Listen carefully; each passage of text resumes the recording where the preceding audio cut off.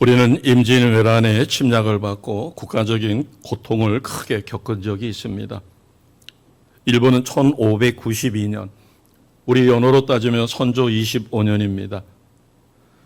그로부터 1598년 선조 31년까지 무려 7년 동안 한반도를 유린했습니다. 그로부터 꼭 312년이 지난 1919년 경술 국치라고도 합니다. 또 일명 한일합방이라고도 하는데 똑같은 일본으로부터 침략을 받아 이번에는 7년이 아니라 36년 동안 식민 통치를 받았어요. 그 고통과 고난은 이루 말할 수 없으며 그 영향은 아직까지도 미치고 있는 중입니다. 요즘에 국제정세를 보게 되면 열강의 틈바구니 속에서 전쟁의 위협이 그 어느 때보다도 심각한 상황입니다. 그런데 우리나라 국내 정세를 보면 또 정치인들의 행태를 보게 되면 좌우로 서로 갈려 비방하고 하나 되지 못하는 모습, 어찌 보면 임진왜란 때 조정의 모습하고 그다음에 식민 통치가 이루어지는 1916년 경술국치 그때 당시에 조정의 모습과 너무나 흡사한 모습에 참으로 염려가 많이 됩니다. 어떤 분은 그렇게도 이야기합니다. 역사의 아픔을 잊으면 그 민족은 소망이 없다고. 과연 우리는 이러한 역사적인 아픔, 수 없는 외침 속에 국민들은 일시단결해서 국난을 극복했습니다. 일전에 IMF 때도 국민들은 각자 자기가 가지고 있던 돌반지 소중하게 아꼈던 또 부모님으로부터 물려받은 금, 은, 폐물을 모두 내와서 국난을 극복하고자 국민들은 자발적으로 그래서 전 세계가 놀랍니다. 어떻게 자기가 개인이 소유한 금부치까지도 국가 난국을 타개하기 위해서 저렇게 하나 될 수 있을까? 어찌 보면 우리는 소망이 없어 보이지만 그러나 하나님께서 살아계심으로 하나님께서는 먼저 하나님의 음성을 들을 수 있는 믿는 우리에게 내게로 돌아오라고 믿는 너희가 먼저 깨어 일어나라고 오늘 우리에게 말씀하시는 것. 스가랴 선지자가 사역하던 시대와 지금 우리가 살고 있는 이 시대가 너무나 흡사합니다. 스가랴 선지자가 사역하던 그 시대는 바벨론 포로 70년 생활 속에서 첫 번째로 포로 생활에서 예루살렘으로 귀환했던 그때 당시에 스가랴 선지자를 통하여 하나님께서 선포하라고 하신 말씀이죠. 1절 말씀을 보겠습니다. 1절 같이 합니다. 다리오 왕 제2년 8째 달에 여호와의 말씀이 이또의 손자 베레가의 아들 선지자 스가랴에게 임하니라 이르시되 아멘. 다리오 왕 2년 8째 달이다 이렇게 이야기합니다. 이때 당시에 사역했던 사역자는 선지자는 학계 선지자도 있었고 대표적인 사람이 스가랴입니다. 학계 선지자는 스가랴 선지자보다 3개월 먼저 하나님의 예언의 말씀을 선포했어요. 그리고 약 2달 후에 여호와의 말씀이 스가랴에게 임하였고 그래서 스가랴 선지자나 학계 선지자는 성전 재건에 관한 말씀이 선포됐지만 주로 학계 선지자가 전한 것은 성전 재건에 관한 것이었고 스가랴 선지자는 영적 갱신에 대해서 그래서 이스라엘 백성이 회개하고 하나님 앞으로 돌아올 것을 같은 맥락에서 말씀하셨어요. 스가랴 선지자의 이름은 히브리 말로 여호와께서 기억하신다라는 뜻입니다. 1절에 보면 이또의 손자라고 되어 있어요. 여기서 이또는 대제사장 중에 한 사람입니다. 그러니까 스룹바벨과 더불어서 1차에 귀환한 제사장 중에 한 사람이었으니까 이 스가랴는 제사장 가문 출신이겠죠. 자, 어떤 말씀이 임하였는가? 2절입니다. 같이 하겠습니다. 시작. 여호와가 너희의 조상들에게 심히 진노하였느니라. 아멘. 너희 조상들에게 심히 진노했다. 이것은 바꿔 이야기하면 왜 하나님께서 70년 동안 너희가 바벨론의 포로로 끌려가서 그 많은 고난을 겪게 했는지 아느냐? 그거는 바로 너희 조상들에게 하나님께서 진노하셨기 때문이라는 거죠. 저희가 이미 잘 알고 있는 내용이기 때문에 이스라엘은 솔로몬 왕 이후에 하나님께 범죄한 결과 우리나라처럼 남과 북으로 갈라졌습니다. 북쪽에 있던 이스라엘은 역사적으로 계산해 보면 209년 동안 하나님을 떠난 악한 생활을 했어요. 209년 동안 19명의 왕이 통치를 했는데 하나도 제외 없이 하나님 보시기에 모두 악한 왕이었어요.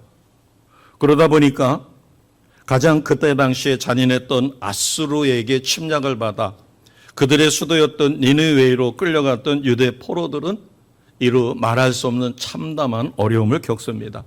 우리가 일제 36년에 겪었던 고통하고는 비교가 되지 못할 정도로 도망칠 가능성이 있는 사람은 아예 손과 발을 자르고 심지어는 코를 자르기도 한답니다. 그리고 죽은 사람들의 해골을 수북하게 싸놔서 공포 정치를 하는 거죠. 그리고 자신들의 동료를 말뚝에 박히게 하고 산채로 가죽을 벗기는 악행을 보니까 다시는 이 아수르에 대항하지 못하도록 공포 정치를 시행하는 겁니다. 어찌 보면 이스라엘의 이런 조상들의 죄악으로 인하여 너무나 값비싼 대가를 치렀어요. 그런데 놀라운 사실은 하나님께서 이렇게 바벨론에 70년 포로로 끌려가기 전에 수 없는 선지자를 통하여 그때그때마다 메시지가 선포됩니다. 대략 계산해 보면 약 분열왕국 시대에 30명의 선지자가 등장해서 하나님의 메시지를 전해요. 우리가 지난주까지, 이번 주도 마찬가지지만 예레미야서를 통해서 우리가 통독하며 은혜를 받습니다. 또 말씀 묵상은 사도행전에서 이제 히브리서로 넘어갔죠. 분열왕국 시대에 30명의 선지자가 등장해서 그들이 거의 공통적으로 외치는 것이 야훼, 하나님께로 돌아오라는 겁니다. 선지자들이 하나님께로 돌아오라는 말씀을 듣고 저들이 회개하고 돌았으면 하나님께서는 그 백성을 불쌍히 여기고 그들을 축복해 주시겠다라는 거죠. 자, 스가랴 선지자가 이스라엘 백성에게 하나님께로 돌아와야 될 네 가지 이유를 설명해 주고 있는 게 먼저 2절을 보겠습니다.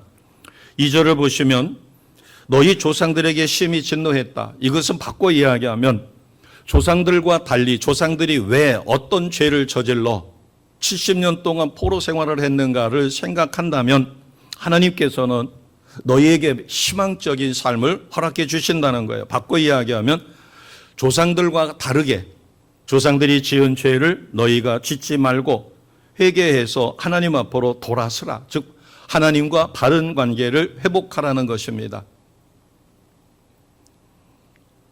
저는 오늘 예배 전에 송 집사님이 앞자리에 앉아있는 모습을 보고 뒷모습을 보니까 그런 것 같아요. 여기까지 오시려면 제가 알기로는 3번이나 차를 갈아타고 오신다고 합니다. 어찌 보면 저희 교회에서 가장 어렵게 교회로 오실 수밖에 없는 분이시죠. 그런데 예배를 회복한 것 참 너무 감사한 거죠. 오늘 첫 번째 말씀이 하나님과 바른 관계를 회복하라. 이스라엘 백성은 하나님 앞에 예배를 안 드렸던 게 아닙니다. 제사를 드렸어도 형식적으로 마음은 떠나 있으며 형식적인 매너리즘에 빠져 있었던 것이에요. 두 번째, 하나님 앞으로 돌아와야 될 두 번째 이유가 4절에 있습니다. 4절에 보게 되면 너희 조상들을 본받지 말라. 개역 성경에는 열조를 본받지 말라. 조상들을 본받지 말라고 하는 것은 조상들의 잘못된 것들을 너희가 똑같이 시행착오를 겪지 말라는 것입니다. 이 스가랴서 1장에서 1장 1절에서 6절은 서론에 해당되는 부분이에요. 그런데 이 본문에 조상이라는 말을 우리가 헤아려 보면 무려 4번이나 나옵니다. 2절, 4절, 5절, 6절. 이것은 조상들이 잘못한 것으로 인하여 70년 동안 바벨론 포로 생활을 할 수밖에 없었다. 바꿔 이야기하면 여기서의 조상은 우리가 생각할 때 우리의 믿음의 선배들을 이야기할 수도 있겠지만 이렇게 생각할 수도 있습니다. 임진왜란 7년의 그 엄청난 고난, 역사적인 기록으로 남아있죠. 그 다음에 1919년 경술 국치, 한일 합방으로 인하여 우리는 36년 동안 나라를 잃은 민족으로 살았어요. 그러나 이것은 일본에 대한 적개심만 우리가 갖는다고 되는 게 아닙니다. 일본은 조총을 가지고 있었고 그다음에 거리가 먼 포를 가지고 군함까지 있었어요. 우리는 지게작대미 가지고 나가가지고 조총보다 지게작대미가 크니까 이게 게임이 되는 게 아닙니다. 활을 쏘는 거하고 소총을 쏘는 거하고 게임이 안 되죠. 이미 그때 당시에 조총이라고 하는 게 임진왜란 때 있었고 그다음에 1919년에는 러시아와 그다음에 독일 대사관까지도 무력화시키고 세계 열강까지도 무력화시키고 그 이후에 중국을 침략하고 동남아시아 전체를 집어삼킨 그때 당시에 미국이나 영국과 겨룰 수 있는 군함까지 가지고 있었던 그런 일본을 갖다가 우리가 적개심만 가지고 있는다고 될 것이 아니죠. 무엇을 배워야 될 것인가? 우리는 역사 속에서 정말로 하나님께서 우리를 축복하지 않고 우리를 붙들어 쓰시려고 보호해 주지 아니하시면 우리 민족은 정말 소망이 없는 민족인데 하나님은 우리 민족 심령 속에 끈기가 있고 어떤 국난을 당했을 때 똘똘 뭉쳐 하나가 되고 명분만 세워진다면 목숨까지도 초계처럼 던지는 대단한 뜨거운 열정적인 애국심을 심어주셨다는 겁니다. 그래서 오늘 4절 말씀은 너희 조상을 본받지 말라. 그것은 내가 지난 과거에 생활했던 것을 다시 한번 되돌아보고 지난 삶에 빠지지 말라는 겁니다. 10년 전을 생각해 보겠습니다. 나의 믿음 10년 전과 지금 나는 얼마나 획기적인 변화를 가져왔는가. 만약에 10년이란 세월 동안에 내가 믿음 생활을 하면서 획기적인 어떤 변화를 가져오고 하나님이 칭찬하실 만한 박수 쳐주실 만한 그런 삶을 지금 내가 현재 살고 있지 못하다면 코앞에 전쟁의 위기가 있고 2, 3년 동안 어마어마한 경제 위기를 우리가 어떻게 극복할 것인가. 오늘 조상이라는 말이 2절, 4절, 5절, 6절에 무려 이 짧은 1절에서 6절 사이에 4번이나 나오는 것은 본받지 말라는 강력한 경고의 메시지입니다. 우리는 좋은 전통은 조상들로부터 선배들로부터 배워야 합니다. 그러나 나쁜 것은 담지 말아야 되겠죠. 과거의 실패를 되풀이해서는 안 될 것입니다. 세 번째 교훈이 5절에 있습니다. 자, 5절 같이 갑니다. 시작. 너희 조상들이 어디 있느냐?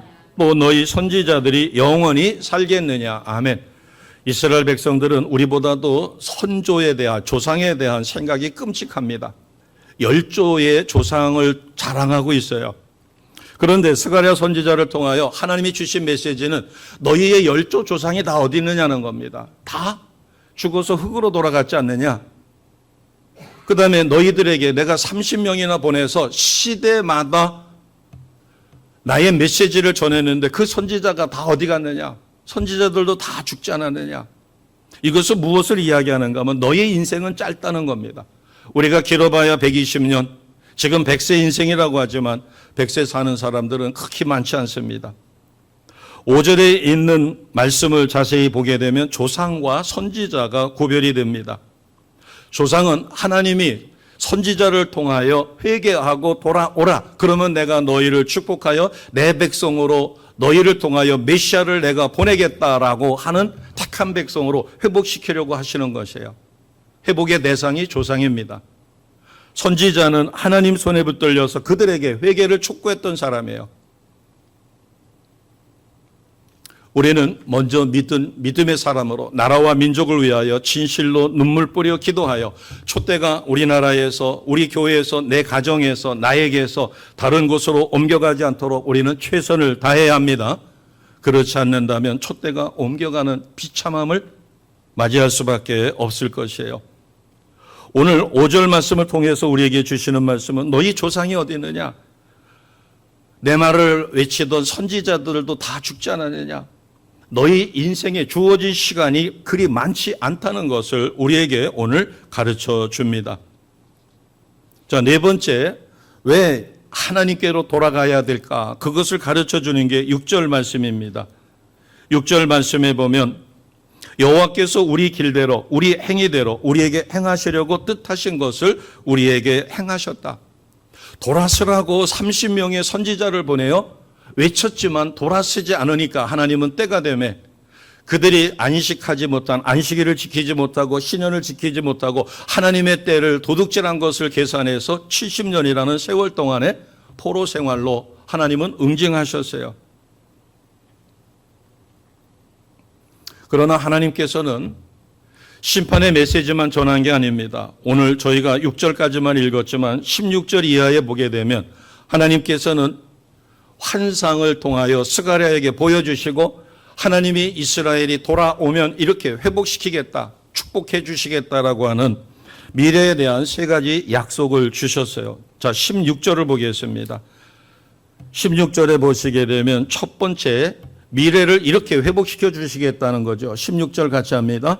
그러므로 여호와가 이처럼 말하노라. 내가 불쌍히 여김으로 예루살렘에 돌아왔은즉 내 집이 그 가운데 건축되리니 예루살렘 위에 먹물이 쳐지리라. 만군의 여호와의 말이니라. 아멘. 이 16절 말씀에 보게 되면 세 가지 축복이 담겨져 있습니다. 예루살렘에 돌아왔은즉, 우리의 어법하고 히브리 어법하고는 좀 차이가 있어요. 히브리어에서는 앞으로 이루어질 결정적인 것을 말할 때는 과거형으로 강조 용법으로 쓴다는 것입니다. 너희가 예루살렘에 돌아왔은즉, 이것은 바꿔 이야기하면 앞으로 메시아를 보내겠다. 그리고 내 집이 그 가운데 건축되리라. 이것은 예루살렘의 성전이 건축될 것을 약속해 주신 것이에요. 성전이 건축된다는 것은 하나님이 택한 백성들의 신앙이 회복되는 것을 의미합니다. 단순한 성전 건축 이것만을 의미하는 것이 아니라, 그런가 하면 16절 하반절에 보니까 무엇이 예루살렘 위에 쳐진다고 그랬어요? 먹줄이 쳐지리라. 아마 지금 젊은이들이나 이들은 먹줄을 잘 모를 거예요. 지금은 이 전자기기가 발달해가지고 지난번에 우리 교회 종탑까지가 길이가 얼마나 되는가, 저걸 어떻게 재지 그랬더니 가지고 있는 레이저 빔이 있더라고요. 그게 계산기인데 이렇게 쏴가지고 거기서 빛이 반사되는 걸 통해 가지고 거기서 여기까지가 길이가 얼마, 그래서 삼각형의 도법을 이용해 가지고 대각선의 길이가 얼마니까 옆으로 재고 높이가 얼마가 나오겠구나 해서 높이를 계산해 내더라고요. 쓱쓱쓱쓱 계산해 가지고. 그래서 줄자 가지고서는 잴 필요도 없이 그 레이저를 이렇게 쏴 가지고 그게 다시 반사돼서 돌아오는 시간을 계산해서 거기에 몇 메타라고 정확하게 떠요. 그런데 옛날에, 뭐 아주 옛날도 아닙니다. 한 12, 13년 전만 해도 집을 질 때는 목수들이 먹줄이라는 걸 가져와요. 먹줄은 거기에 먹이 있고 실이 감겨져 있습니다. 그래서 저쪽 끝에 있는 사람이 그 실을 쭉 잡아서 저까지 간 다음에 그 전체 총괄하는 사람이 그걸 이렇게 집었다가 살짝 들어서 탁 놓게 되면은 검은 먹이 거기 실에 묻혀 있기 때문에 쳐져요. 송판을 자를 때도 먹줄을 칩니다. 송판 끝에다가 대놓고 이쪽에다가 해서 어디다가 자를 것인가를 해서 그 줄을 살짝 튕기게 되면 까만 줄이 쳐지죠. 이것을 먹줄을 친다. 그러니까 먹줄을 친다는 것은 건축을 할 때 기초를 닦는, 기초를 표시하는 것이니까 16절에 예루살렘 위에 먹줄이 쳐진다. 이것은 지경을 넓혀주신다. 이 약속은 오늘날 이루어졌습니다. 이스라엘은 미국도 함부로 할 수 없는, 전 세계에서 미국의 말을 듣지 않는 유일한 나라, 안 듣고서도 오히려 나중에 미국이 아쉬운 소리를 할 수 있을 정도의 강력한 힘을 가지고 있는, 정치계나 경제계나 문화계에서 막강한 힘을 발휘하고 있기 때문에 미국은 선거제도라서 유대인들의 유력자들을 거슬렸다가는 선거에 낙방하게 되니까 이스라엘이 미국의 권면을 듣지 않아도 미국은 제재할 방법이 쉽지 않을 것입니다. 또 자체 방어 기술은 전 세계에서 가장 탑을, 아이언돔이라든가 이런 것은 탑을 쌓고 있죠.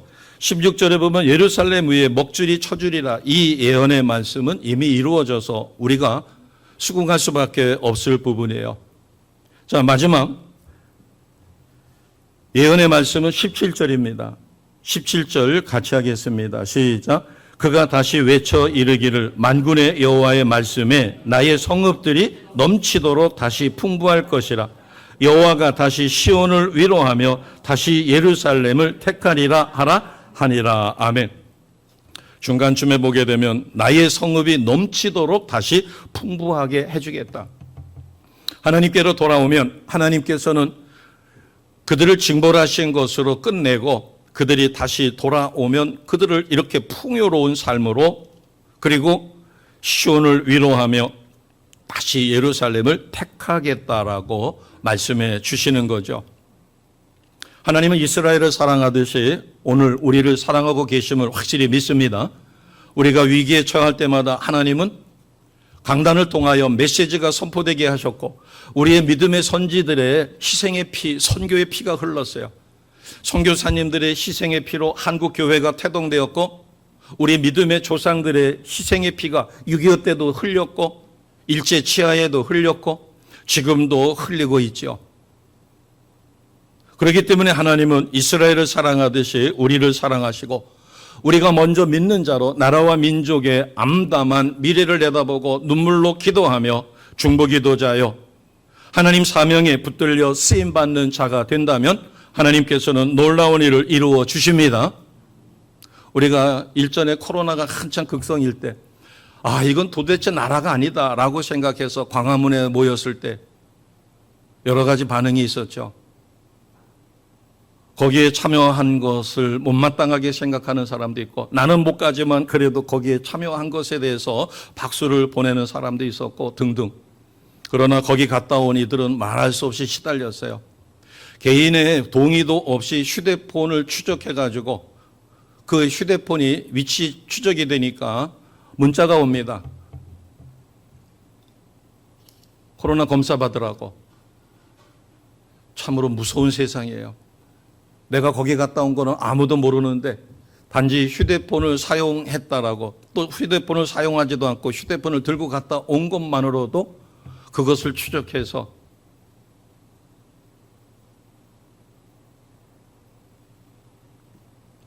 오늘 우리는 그러한 참담한 시대를 극복해서 코로나가 아니라 예배를 온전히 드릴 수 있는 회복된 시대에 살고 있습니다. 그런데 안타까운 것은 예배가 회복이 될 수 있음에도 불구하고 아직도 코로나 이전의 신앙을 회복하지 못하는 안타까운 주의 택한 백성들이 부지기수로 있다는 것입니다. 오늘 우리는 스가랴 선지자를 통하여 하나님께서 선포된 메시지, 경고의 메시지만 있는 것이 아니라 하나님께서 돌아오면 이렇게 이스라엘을 축복해 주겠다라고 하시는 축복의 메시지가 있습니다. 예루살렘 성전이 회복될 것이고 메시아를 내가 보낼 것이며 지경을 넓혀주고 그리고 예루살렘은 더욱 넘치는 풍부함을 누리게 될 것이다. 그러면 이제 우리가 마지막으로 내가 그러면 하나님 앞으로 돌아가기 위해서는 어떻게 해야 될까? 내가 예수님을 믿기 전에 우리는 누구에게 포로로 되어 있었죠? 여기 이스라엘 백성이 포로로 있었던 것을 이야기하니까 우리가 뜻을 맞추어 보려면 나는 예수님 믿기 전에 누구에게 사로잡혀 살았어요? 아까 마귀에게 사로잡혀 살았습니다. 마귀에게 포로되어 죄의 자녀로 노예처럼 살았어요. 소망이 없었어요. 죽으면 지옥 갈 수밖에 없었어요. 그러나 내가 예수님을 믿고 나는 이제 죄의 노예가 아니라 하나님의 의로운 자녀답게 의로운 삶을 살아지게 되었습니다. 자, 1절을 다시 보겠습니다. 1절에 보면 이 스가랴서가 어떻게 시작되는가 하면 다리오 왕 제2년 8째 달에 이렇게 기록되어 있습니다.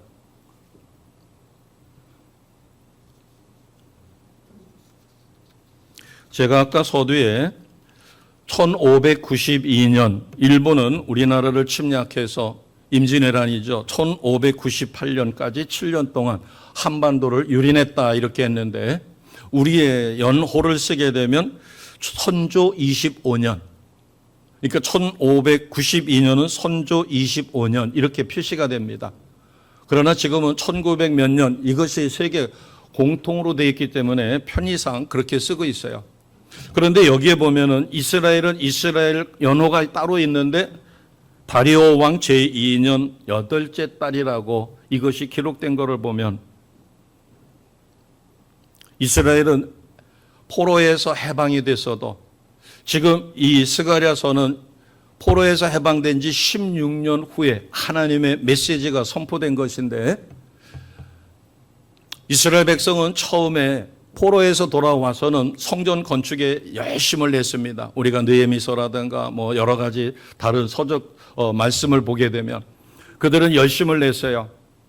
그러나 사마리아 사람들이 아주 집요하게 방해를 하고, 그 다음에 다른 부족들도, 다른 민족들도 방해를 하고, 또 여러 가지 자연 환경의 어려움, 이런 것들로 인하여 시간이 지나면서 서서히 성전 건축에 대한 열정은 식어가고, 나중에는 아예 그들 마음속에는 열정조차 사라지고 성전 건축이라는 개념조차가 없어요. 이것은 바꿔 이야기하면 처음에 돌아와서는 이제는 우리가 하나님 뜻대로 살아야 되겠다고 해서 성전 건축만 하는 것이 아니라 자기의 신앙을 회복하기 위하여 최선의 삶을 삽니다.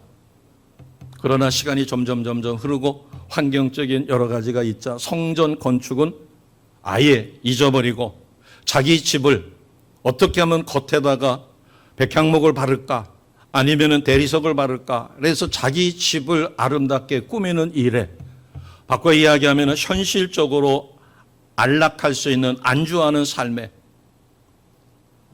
처음에는 단칸방 월세방도 좋았지만 전세를 소망하다가 하나님이 전세를 허락해 주면 이제 내 집을 갖고 싶어 가지고 그렇게 해서 하나님이 내 집을 주면 화장실 하나가 화장실 두 개를 희망하게 되고 10여 평에서 20여 평으로 20여 평에서 30여 평으로 그 정도면 여러 식구가 충분히 살만한데도 불구하고 더 욕심을 내서 더 큰 집을 원하기도 하고 이런 식으로다가 우리가 삶이 바뀌다 보니까 처음에는 예수 믿고 구원받아 그 구원의 열정으로 하나님 뜻대로 최선을 다해서 삽니다. 그러나 점점 시간이 지나면서 옆에를 일해보니까 저 사람은 교회 중직인데 나보다도 새벽 예배도 안 나오네. 저녁 기도회도 안 나오네. 주일만 겨우 지키네. 나는 수요 예배도 나오고 나는 금요 철야 기도회도 나오는데 이러다 보니까 더욱 분발해서 열심히 하는 게 아니라 아유 나도 좀 힘든데 쉴까 해서 금요 철야 기도 잘라먹고 그 다음에 수요 예배 잘라먹고 새벽 기도 잘라먹고 그리고 저녁에 매일 나와서 열심히 기도하던 거 힘드니까 점점 잘라먹고 우리가 주께로 돌아가려면 너의 조상을 본받지 말라. 바꿔 이야기하면 너가 포로 생활할 때 그때 왜 포로 생활을 하게 됐고 왜 신앙이 침체됐는가를 돌아보라는 거죠. 우리가 세상과 한번 타협하면 내가 조금 힘들다고 해서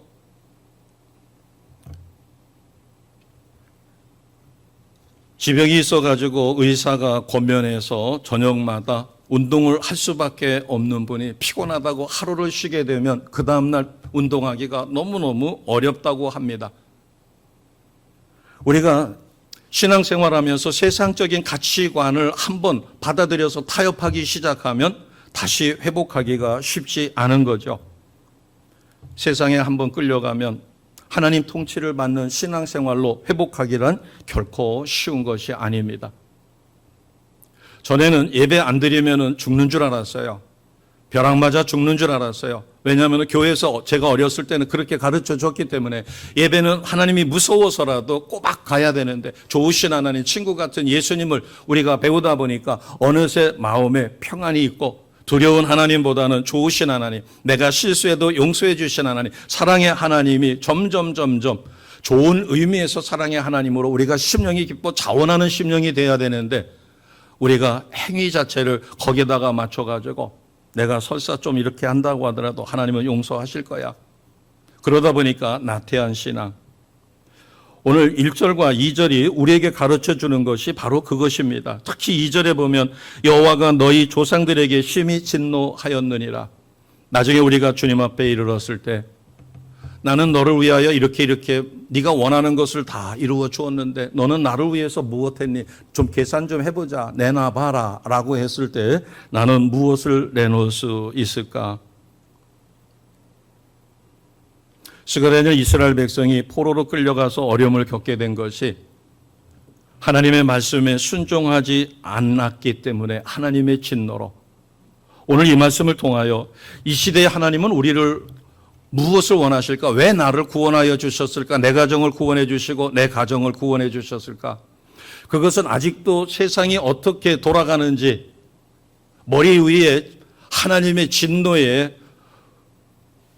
불이 이글이글 타고 있는데 저 산발이를 누가 툭 건드리기만 하면 그게 쏟아져서 우리 모두가 다 불에 화상을 입을 수 있는데 그러나 누군가가 먼저 깨어 그 발을 붙든다든가 그것이 쏟아지지 않게 한다든가 사람들에게 경고해서 그 근처에 오지 않도록 메시지를 선포하고 또 하나님의 뜻이 이루어지기를 위하여 눈물로 기도한다면 복음 통일은 반드시 이루어질 것이고 전쟁 아닌 다른 방법으로 우리는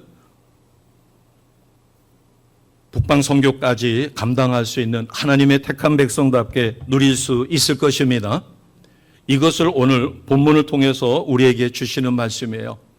이것은 이스라엘 백성에게 경고의 메시지이면서도 아까 제가 주신 말씀처럼 하나님께서는 이스라엘 백성을 사랑하셔서 예루살렘 성전을 재건할 수 있게 해주시고 지경을 넓혀주실 뿐만 아니라 풍부한 삶을 축복해 주신다는 것처럼 우리가 말씀의 소망을 갖고 하나님 앞으로 돌아가기 위하여 내가 지금까지 믿음 생활했던 것, 믿기 전에 어떤 삶을 살았고 그 다음에 믿은 후에 열정적으로 어떤 믿음을 살았는가, 나는 첫사랑을 계속 유지하고 있는가 아니면 잊어버리고 있는가, 첫사랑을 다시 한번 돌아보시고 회복하시는 우리가 되시기를 주 예수 이름으로 축복합니다.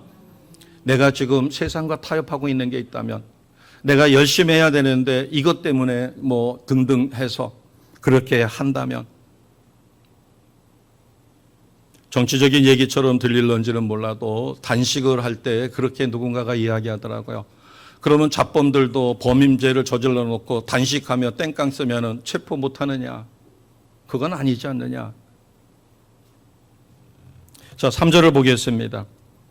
3절을 보시게 되면 거기에 보면 이 말씀은 굉장히 중요하기 때문에 앞서서 보면은 만군의 여호와께서 이처럼 이르시되, 마지막 걸 보게 되면 만군의 여호와의 말이니라. 굉장히 중요하다는 거예요. 또 중간에도 또 나옵니다. 만군의 여호와의 말이니라. 한 맥락의 말씀을 전하면서 만군의 여호와가 이렇게 말씀하셨다. 뭐라고? 너희는 내게로 돌아오라. 이것이 만군의 여호와의 말이다. 그러면서 너희가 내게로 돌아오면 나는 너희에게로 돌아가. 너희는 나의 자녀가 되고 나는 너희의 아비가 되겠다라는 말씀이 바로 3절 말씀이에요. 그러면서 뭐라고 이야기하는가 하면은 4절을 보겠습니다. 4절을 보시면 너희 조상들을 본받지 말라. 특히 조상의 무엇을 본받지 말라고 하는가 하면 너희가 악한 길, 악한 행위를 떠나서 돌아오라. 그러니까 조상들이 저질렀던 악한 길, 악한 행위, 그것은 형식적인 예배 드리는 겁니다. 제가 기회 있을 때마다 우리의 신앙의 대상은 우리 주변이 아니다. 내 옆에 있는 성도가 아니다. 우리는 포로 수용소에서 목숨을 걸고 신앙생활을 지금도 지키고자 노력하고 있는 북한의 포로 수용소 동료들을, 우리 동포를 생각해야 된다. 중국 지하교회에서 예배드리다가 발각이 돼서 끌려가면 공안원에게 죽도록 얻어맞고 벌금을 내고 가까스로 풀려나는 중국 지하교회 성도들을 생각해야 된다. 더 우리가 비교하고 싶다면, 더 열심히 하고 싶다면 이슬람권에서 자기 동족들로부터 따돌림 당하면서 예배드리다가 적발되면 그대로 불태워 화형당해서 죽음을 겪을 수밖에 없고 죽도록 두들겨 맞고 돌 맞아서 죽는 그런 상황에서도 신앙을 유지하는 그들과 비교의 대상으로 삼아야 합니다. 그래야만 우리는 나중에 주님 앞에 이르렀을 때 상급이 있는 삶을 살아갈 수 있어요. 이렇게 말씀드리는 저도 때때로 그것을 잊어버립니다. 그러다가 제가 조금 나태해지려면 안 돼. 지금 열방에서 복음을 전하다가 이슬람권에서 추방당한 선교사도 있지만 북한에 끌려가서 죽도록 매맞고 감옥 생활했다가 반신불수가 돼서 돌아와서 복음을 전하는 선교사도 있는데, 포로 수용소에서 신앙생활하고 있는 저들은 목숨 걸고 하는데 그렇게 자신을 쳐서 다시 저를 일으켜 세우지 않으면 나태해질 수밖에 없겠죠. 그래서 하나님은 때로는 우리에게 발등에 불이 떨어지게 만들어 놓을 수도 있고 국가적인 위기에 빠지게 만들어 놓지만, 그러나 우리가 왜 하나님께서 나를 이 시대에 택하셨고 세워주셨는가를 생각하여 돌아선다면 하나님께서는 이스라엘에게 축복하신 것처럼 지경을 넓혀주실 뿐만 아니라 온전한 신앙생활을 회복할 수 있도록, 예루살렘 성전이 재건될 수 있도록, 그리고 메시아를 보내시겠다고 하는 그 약속을 이루신 것처럼 심판의 주는 반드시 오심을 우리는 확실하게 믿고 끝까지 승리하는 삶을 사셔야 합니다. 그래서 우리가 기도할 수 있도록 성령은 24시간 나와 함께 하시고 우리가 조금만 마음을 열고 하나님 앞에 기도해도 즉각 응답되는 그 어느 때보다도 기도의 응답이 빠르게 이루어지고 있는 지금 이 시대이신 것을 확실히 믿으시고 끝까지 승리하시는, 그래서 말씀 따라 기도의 삶을 통하여 성령의 인도하심에 나를, 우리 가정을, 우리 교회를, 대한민국을 어떻게 쓰시려고 하시는가 하나님의 뜻을 바라보고 최선을 다하시는 우리 모두가 되시기를 주님의 이름으로 축복합니다. 아멘. 기도드리겠습니다.